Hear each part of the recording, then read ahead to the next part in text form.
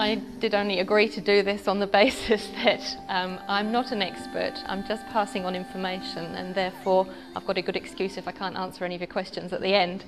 But it is something that I feel really passionate about. I have been following this process for the last couple of years, and that's what makes me stand up here. It's not my best environment here. I'd much rather be in the classroom or in the garden, but yeah, this is such an exciting and interesting project that I can't not tell people about it. So that's why I'm here, and I hope that's why you're here. I'm going to start by talking about a bit of background to this, which are two phenomena, two pressures that we face at the moment, climate change and peak oil. And then I'm going to talk to you about some community responses to these pressures, in particular in the UK, but also some examples from New Zealand and worldwide. And some of those responses are known as energy descent planning, transition towns, and relocalisation.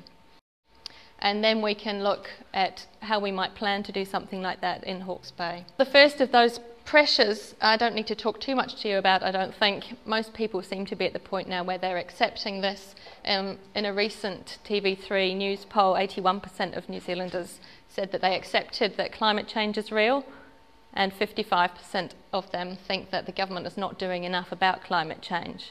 And we can all give the government a bashing, and we all like to do that, me included, but there are also things that we can do ourselves as individuals and communities about climate change.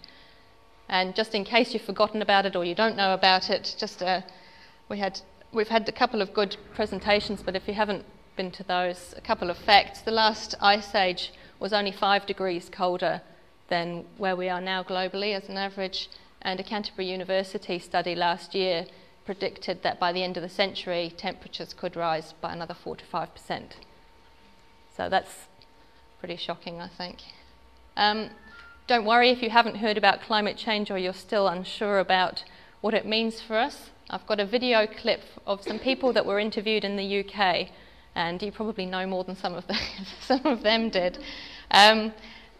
The two video clips that I'm going to show through the evening were taken in a town called Lewis that is undergoing the Transition Towns project that I'm going to talk about. And the two sections of this video were shown in their cinemas for a month in the run-up to the launch of their Transition Town project. So they got the cinema, the local cinema, on side and screened this for free. So this was going out to the whole community, so just keep that in mind as well when you see it.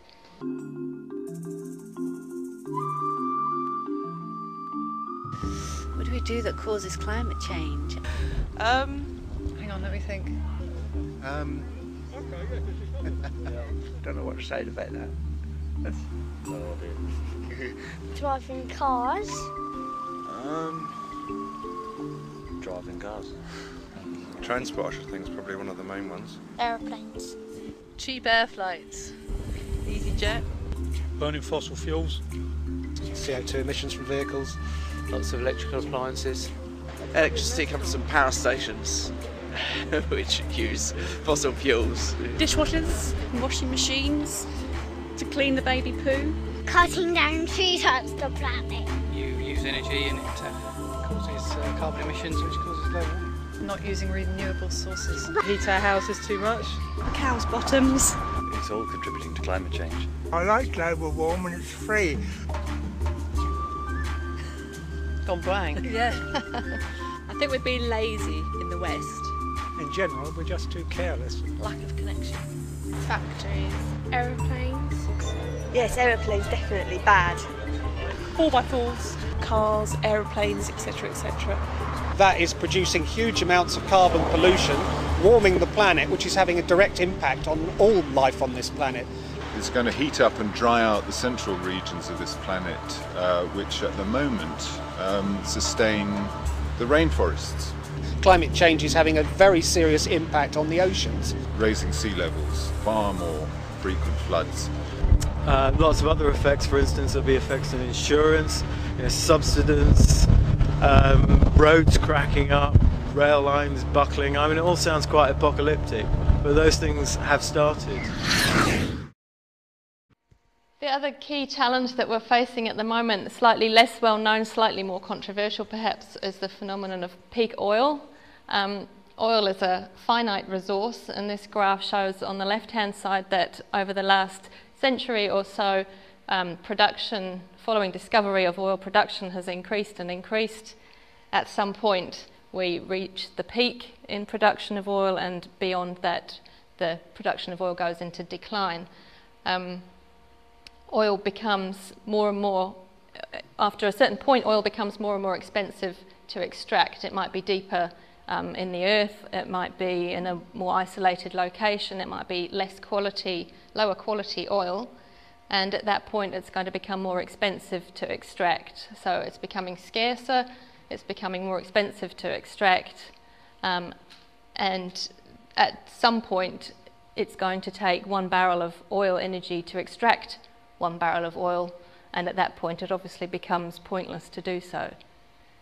So we're facing a scenario where there will be less cheap oil. It doesn't mean that we're running out of oil right now, but it does mean that we are running out of cheap oil. The second graph here shows that the red graph shows the discovery of oil, and this is a chart that was actually produced by ExxonMobil. So some of the statistics are out there from the oil companies as well. That highlights past discovery of oil, and you can see from that that it peaked, discovery of oil peaked about 40 years ago, about 1970. And since then, pretty much that's been in decline, and we can extrapolate that, which is the green part of the graph, which predicts that discovery of new oil fields will continue to decline. The black line is similar to the left-hand side of the curve that we saw in the previous graph. So that's showing production of oil and therefore also consumption of oil. It's been noted that on a general level, as far as we can tell, production of oil in any particular oil field peaks about 40 years after the discovery of it. So the American oil fields were mostly discovered in the 1930s, and production in American oil fields peaked in the 1970s, about 40 years later. That was predicted in about 1956. A geologist said, I think the oil fields will start to peak in America in 1970, and everyone went, rubbish. And come 1970, oil was flowing like mad, of course, because they were at peak production, and so everyone went, rubbish. And only in retrospect can we see that the production actually started to decline in that point. So it's only with hindsight that we can actually validate what we're thinking here. But from that black graph, you can see that that's that top point. So we're estimating that we are here, up there. And the best guess among many scientists at the moment is that oil production globally will peak around 2010. There's lots of different estimates. Some say it's peaked already. Some say 2020, 2050. But there's quite a cluster of people who are agreeing on around the 2010 mark. So what?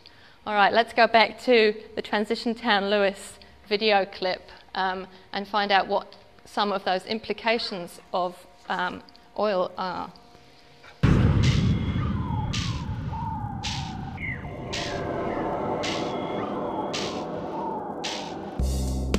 There's loads of things that we make using oil, like petrol, paint, pens, plastic, electric sockets, everything elastic, sunglasses, sellotape, sun cream and soap, rulers, radios and bits of old rope, all made using oil.